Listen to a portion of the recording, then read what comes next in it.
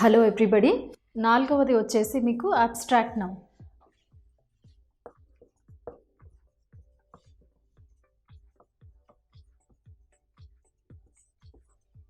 Abstract noun అంటే ఏంటి అంటే విచ్ ఈజ్ నాట్ కాంక్రీట్. అంటే మన ఏవైతే సెన్స్ ఆర్గాన్స్ ఉన్నాయో 5 వి కెనాట్ ఆ సెన్స్ ఆర్గాన్స్ని యూజ్ చేసి మనము వాటిని చూడలేము. అంటే we can't see it. Abstract nouns we can't hear it, we can't taste it, we can't touch it and we can't smell it.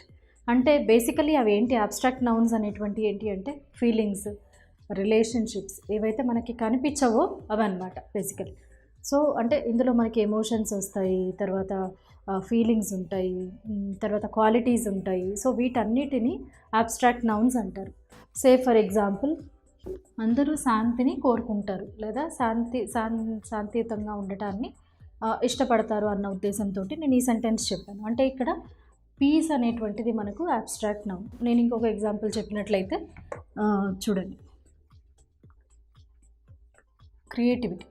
So దీన్ని ఉపయోగించి ఒక సెంటెన్స్ రాసినట్లయితే కనుక, అంటే ఏదైతే పిల్లల్లో క్రియేటివిటీ అనేటువంటిది ఉందో దాన్ని మనము అప్రిషియేట్ చేయాలి అనేటువంటి ఉద్దేశంతో నేను ఆ వర్డ్ యూజ్ చేయడం జరిగింది.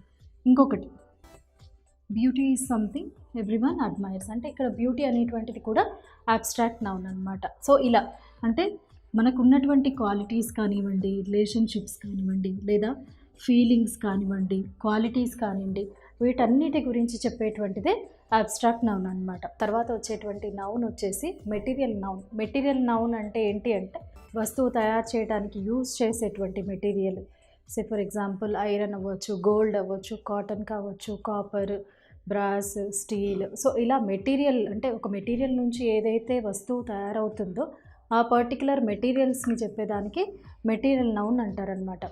ఈ మెటీరియల్ నౌన్స్ అనేటువంటివి బేసికలీ ఏంటి అంటే లిక్విడ్ కానీ లేదా సెమీ లిక్విడ్ లేదా సాలిడ్ ఈ స్టేట్స్లో ఉంటాయి. ఇక్కడ చూడండి, I bought a gold chain. ఇక్కడ అంటే నేను ఒక గోల్డ్ చైన్ కొన్నాను అని అర్థం. అంటే గోల్డ్ అనే మెటీరియల్ తోటి చైన్ తయారైంది ఇక్కడ. సో ఇక్కడ గోల్డ్ అనేటువంటిది ఏంటి అంటే it's again material noun. So అలాగే ఇంకొక ఎగ్జాంపుల్ చూసినట్లయితే, మనం వాడేటువంటి చాలా వంట పాత్రలు ఏవైతే ఉన్నాయో అవన్నీ కూడా మనము స్టీల్ తోటి తయారైనవి అన్న ఉద్దేశంతో ఇక్కడ రాసామన్నమాట. Cotton dresses are cheaper and comfortable. అంటే ఇక్కడ నేను కాటన్ అనేటువంటిది యూజ్ చేశాను. సో అంటే కాటన్ తోటి తయారైన డ్రెస్సెస్ మనకి చీప్గా వస్తాయి, కంఫర్టబుల్గా ఉంటాయి అన్న ఉద్దేశంతో చెప్పడానికి నేను ఇక్కడ యూజ్ చేశాను అనమాట. సో బేసికలీ మెటీరియల్ నౌన్ అంటే ఏంటి అంటే ఒక ఆబ్జెక్ట్ని అంటే ఒక వస్తువుని మనము తయారు చేయడానికి ఏదైతే మెటీరియల్ యూజ్ చేస్తామో వాటిని గురించి చెప్పేటువంటిది మెటీరియల్ నౌన్ అనమాట. సో నెక్స్ట్ వచ్చేటువంటి మనకి ఇంకొక నౌన్ ఏంటి అంటే కనుక ఇది కౌంటబుల్ నౌన్. కౌంటబుల్ అంటే ఏంటి అంటే మనము దీనిని లెక్కించవచ్చు. ఇందాక నేను మీకు చెప్పాను కదా మనం మెటీరియల్ నౌన్ని లెక్క పెట్టలేము అని. సో ఇక్కడ ఏంటి అంటే నేను ఈ కౌంటబుల్ నౌన్లో నేను లెక్క పెట్టవచ్చు అనమాట. It's countable. అంటే ఫర్ ఎగ్జాంపుల్ నా దగ్గర ఐ హ్యావ్ అ మార్కర్ అంటే నా దగ్గర ఒక మార్కర్ ఉంది. ఐ హ్యావ్ 2 మార్కర్స్ అంటే నా దగ్గర 2 మార్కర్స్ ఉన్నాయి. ఇంకా there are more than 50 restaurants in Hyderabad. అంటే హైదరాబాద్లో 50 కన్నా ఎక్కువ రెస్టారెంట్స్ ఉన్నాయి. I have 2 books. నా దగ్గర 2 పుస్తకాలు ఉన్నాయి. ఇలా అంటే మనము కౌంట్ చేయగలిగిన వాటన్నిటిని కౌంటబుల్ నౌన్స్ అంటారు.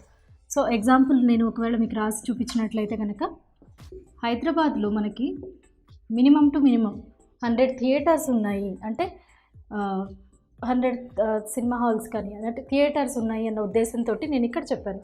So it's countable noun, count చేయొచ్చు. ఇంకొక ఎగ్జాంపుల్ చెప్పాను కదా, నా దగ్గర 5 డ్రెస్సులు ఉన్నాయి. సో బేసికలీ కౌంటబుల్ నౌన్ అంటే ఏంటంటే మనం వాటిని కౌంట్ చేయొచ్చు. అది సింగులర్ కావచ్చు, ప్లూరల్ కావచ్చు. అంటే ఈ కౌంటబుల్ నౌన్ అనేటువంటిది మళ్ళీ మనము కొంచెం డీటెయిల్డ్గా వెళ్ళినట్లయితే it's again it has some certain rules. అంటే మనము సింగులర్, ప్లూరల్ అంటే సింగులర్ అంటే ఏకవచనం, దాన్ని బహువచనంలోకి మార్చడానికి కొన్ని రూల్స్ ఉన్నాయన్నమాట. అది నేను మీకు కౌంటబుల్ నౌన్ అనేటువంటిది డీటెయిల్డ్గా ఎక్స్ప్లెయిన్ చేసినప్పుడు నేను మీకు డెఫినెట్గా అది ఎక్స్ప్లెయిన్ చేస్తాను. సో ఇందులో నెక్స్ట్ వచ్చేటువంటి నౌన్ వచ్చేసి సింపుల్, అన్కౌంటబుల్ నౌన్. అంటే ఈ నౌన్ని మనము కౌంట్ చేయలేము. అన్కౌంటబుల్ అంటే దానిని మనము లెక్కించలేము. సే ఫర్ ఎగ్జాంపుల్, లెక్కించలేనటువంటిది ఏంటి, వాటర్ ఉందనుకోండి. ఫర్ ఎగ్జాంపుల్ నేను వాటర్ని లెక్క పెట్టగలనా? No, I cannot count water. అలాగే క్లే ఉంది, ఐ కెనాట్ కౌంట్ క్లే. అలాగే ఎయిర్ అంటే గాలి ఉంది కదా, so I cannot count air. I cannot even count hair, జుట్టు కూడా మనం కౌంట్ చేయలేము కదా. సో ఇలా అంటే అన్కౌంటబుల్ అంటే మనం ఏవైతే కౌంట్ చేయలేమో అలాంటి నౌన్స్ని అన్కౌంటబుల్ నౌన్స్ అని అంటారు. ఎగ్జాంపుల్ తీసుకున్నట్లయితే, సో అంటే ఈ అన్కౌంటబుల్ నౌన్స్ని చెప్పేటప్పుడు మనం ఇక్కడ ఏం చేస్తామంటే సమ్ అని కానీ ఫ్యూ అని కానీ అలాంటి వర్డ్స్ని యూజ్ చేస్తామన్నమాట.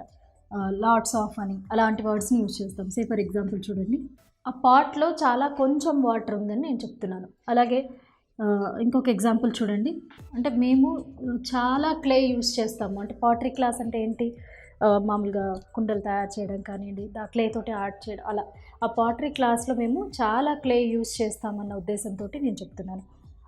ఇంకా ఎగ్జాంపుల్ చెప్పాలి అంటే ఇక్కడ మిల్క్ కూడా, ఇది కూడా అన్కౌంటబుల్, ఎందుకు అది లిక్విడ్ స్టేటస్లో ఉంది కదా. సో ఇలా మనం ఏవైతే కౌంట్ చేయలేమో వాటన్నిటిని అన్కౌంటబుల్ నౌన్స్ అని అంటారనమాట. So next type of noun వచ్చేసి కాంపౌండ్ నౌన్. కాంపౌండ్ నౌన్ అంటే ఏంటి అంటే అది రెండు లేదా అంటే ఒకటి కన్నా ఎక్కువ పదాలతోటి వచ్చేటువంటి నౌన్ అనమాట. అంటే అందులో 2 కానీ 3 కానీ వర్డ్స్ అనేటువంటివి కలిసి ఒకే నౌన్ని క్రియేట్ చేస్తాయి. దానిని మనము కాంపౌండ్ నౌన్ అని అంటాము. Say for example black board. ఇక్కడ చూడండి, బ్లాక్ ఇంకా బోర్డ్ ఇవి 2 వేరే వేరే నౌన్స్ కదా, ఆ 2 కలిసి ఒక వర్డ్ని క్రియేట్ చేస్తున్నాయి. తర్వాత హెయిర్ కట్, కబోర్డ్,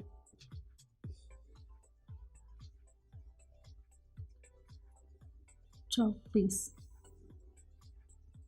ఇలా అంటే 2 లేదా అంతకన్నా ఎక్కువ పదాలు వచ్చేవి కూడా ఉంటాయి. ఫర్ ఎగ్జాంపుల్ చూడండి, ఇక్కడ 3 వర్డ్స్ ఉన్నాయి. అంటే ఇలా 2 లేదా అంతకంటే ఎక్కువ పదాలు, అంటే ఒకటి కన్నా ఎక్కువ పదాలు కలిసి ఒక నౌన్ని క్రియేట్ చేయడం, అంటే ఒక నౌన్ ఏర్పడటాన్ని మనము కాంపౌండ్ నౌన్ అని అంటాము. మళ్ళీ ఇందులో కూడా 3 సబ్ టైప్స్ ఉన్నాయి. అంటే వీటిలో వచ్చేటువంటి పదాలని బట్టి మళ్ళీ 3 రకాలుగా ఉంటాయన్నమాట. సో ఫస్ట్ది closed compound noun. Closed compound noun లేదా దీనికి ఇంకొకటి అంటే స్ట్రాంగ్ కాంపౌండ్ నౌన్ అంటారు.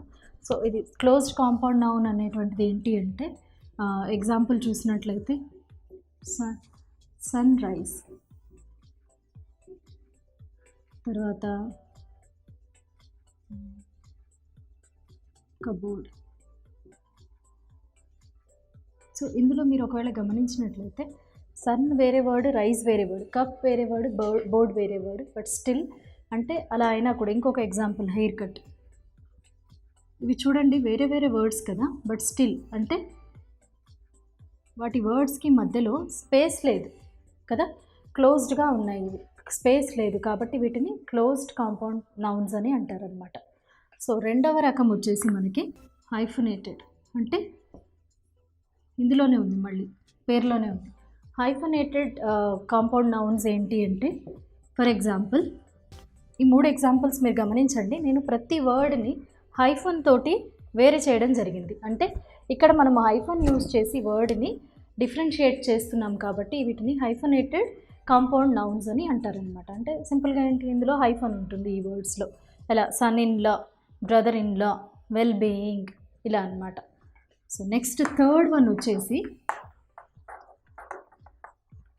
Open or space compound nouns. అంటే మళ్ళీ పేరులోనే ఉంది, ఓపెన్ ఆర్ స్పేస్. అంటే ఈ వర్డ్స్కి మధ్యలో మనకి స్పేస్ వస్తుంది అని దాని అర్థం అనమాట.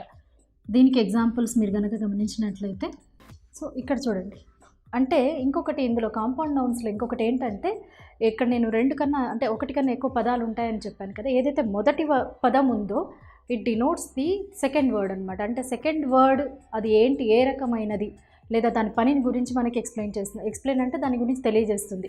అంటే సెకండ్ వర్డ్ యొక్క పనిని మనకి ఇండైరెక్ట్గా చెప్పేస్తుంది అనమాట ఈ ఫస్ట్ వర్డ్ అనేటువంటిది. సే ఫర్ ఎగ్జాంపుల్ ఇక్కడ వాషింగ్ మెషిన్ ఉంది చూడండి, అదొక మెషిన్. ఏ పర్పస్కి యూజ్ చేస్తాము అంటే వాషింగ్ మెషిన్. సో ఇలా అన్నమాట. ఇంకా అలాగే మనం ఎగ్జాంపుల్ ఇక్కడ బ్లాక్ బోర్డ్ అంటే ఒక బోర్డ్ రాయటానికి యూజ్ చేసేటువంటి ఒక నల్లటి బోర్డ్ అనేటువంటి ఉద్దేశంతో దీన్ని చెప్పడం జరిగింది. కొన్ని ఎగ్జాంపుల్స్ చూద్దాం వీటికి.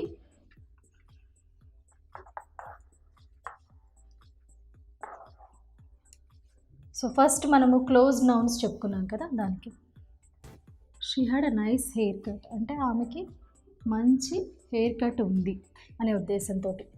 Next my mother in law stays with us అంటే మా అత్తగారు మాతో పాటే ఉంటారు అన్న ఉద్దేశంతో. నెక్స్ట్ థర్డ్ ఎగ్జాంపుల్ కనుక చూసినట్లయితే సో ఇలా అన్నమాట. అంటే వర్డ్ని బట్టి అవి 3 సబ్ టైప్స్. సో అంటే చాలా సింపుల్, అంటే పేర్లోనే మనకు ఒకసారి మీరు అవి సబ్ టైటిల్స్ చదివారనుకోండి, ఈజీగా మీకు అందులోనే సెల్ఫ్ ఎక్స్ప్లెయిన్డ్ లాగా మీకు అర్థం అవ్వడం అనేటువంటిది జరుగుతుంది. వ్యూవర్స్, ఇది ఇవాల్టి టాపిక్. మీకు అంటే అర్థమయ్యేటట్టుగా నేను చెప్పానని అనుకుంటున్నాను. సో ఈ వీడియో కనుక మీకు నచ్చినట్లయితే మా ఛానల్ని సబ్స్క్రైబ్ చేయండి, అంటే మరిన్ని వీడియోస్ కోసము. ఈ వీడియో నచ్చినట్లయితే కనుక లైక్ చేసి మీ ఫ్రెండ్స్కి షేర్ చేయండి. Thank you.